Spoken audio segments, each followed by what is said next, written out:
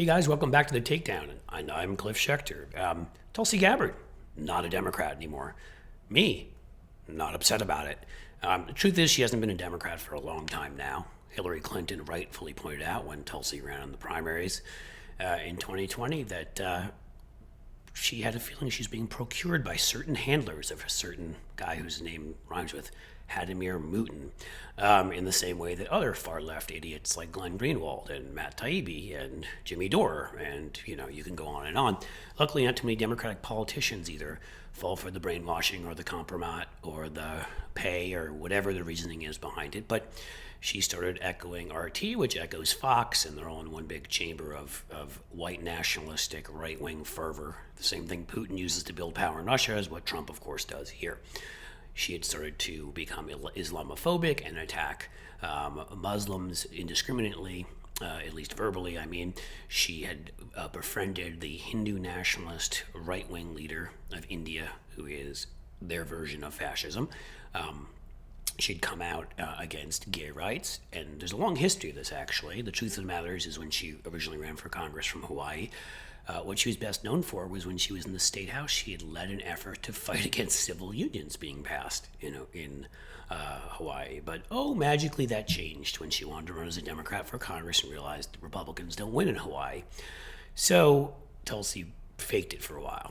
But the real her started coming out, the real Islamophobia, the real white nationalism. Yeah, she may not be white, but she sure is a white nationalist. She sure is an authoritarian and a fascist, and she attacked... And she started repeating these same Putin talking points you hear everywhere, which is she's just anti-warmongering. And it's just the stupidest, lamest, just most, latrine up your head, latrine for brains kind of thing to say. And above all, who are dragging us ever closer to nuclear war. Now, I believe in a government that's of the people, by the people, and for the people. Unfortunately, today's Democratic Party does not. Instead, it stands for a government that is of, by, and for the powerful elite. Because the truth of the matter is we're all against war, or all of us who are progressive in any way. But what these tankies on the far left who've aligned with the right try to do is they try to use that to blame Ukraine. And we've seen numerous experts break down that these talking points are coming straight out of Russia, that Ukraine really has Nazis in it. It does not, that Ukraine are the ones who were forcing Russian speakers to live in Ukraine who didn't want to be there. If you don't know that from the past, you may want to look up Hitler and Sudetenland as part of Czechoslovakia that had German speakers. I mean, this is stuff from fascists in history.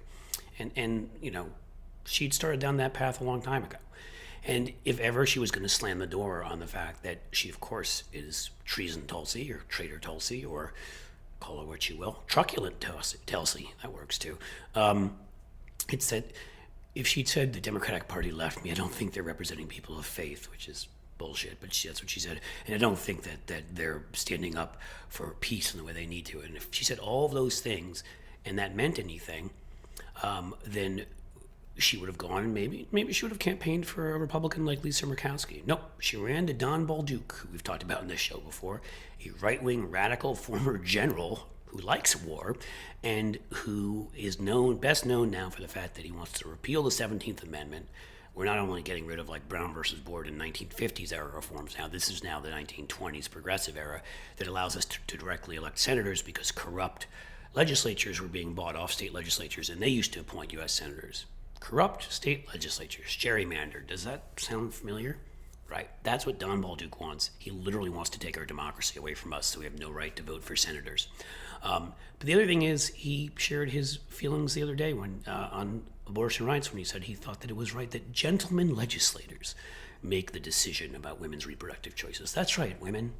You need to go in and visit a gentleman legislator if you've been impregnated. Let him, I'm sure, in only a medical fashion, look you over and look through you and decide if you have the right to an abortion or not. These are the sick people that they are, and this is the first person Tulsi chose to go and campaign for. Not some moderate, not some center-right, a fascist. Tulsi has been a wolf in sheep's clothing for a number of years now. She's been compromised. as Hillary Clinton said. And the only question is what it is. If it's money, if it's compromise, if it's just ego, if it's the resentments, the many reasons that we see this happen. But those of us who took a lot of crap back in the day for pointing out who Glenn Greenwald really was and Tulsi Gabbard and people like that on the far left, well, I don't need an apology, but I do know I was right. And never think that just because somebody has a common enemy on some things with you, that means they're a friend. Always look at who they are and what they're really saying. That's what Tulsi Gabbard teaches you, because people like her betray you at the drop of a hat and often have an agenda that you don't know about. So look out for the Tulsis and the Glens and those types. And I don't think it's going to make much of a difference in this election, but again, they're lining them up. The timing wasn't accidental. Right before an election, you're seeing more and more crazy people. Roger Waters of Pink Floyd and others come out with this crap on Ukraine because Putin wants the Republicans to take back the House by splitting the left and bolstering the far MAGA right, so that we stop defending Ukraine and Russia. They're going to go in there and Armenia and Georgia and reconstitute an empire it never should have had to begin with. Thanks for watching, everybody. Please subscribe and please like and all that good stuff. And thanks for being here.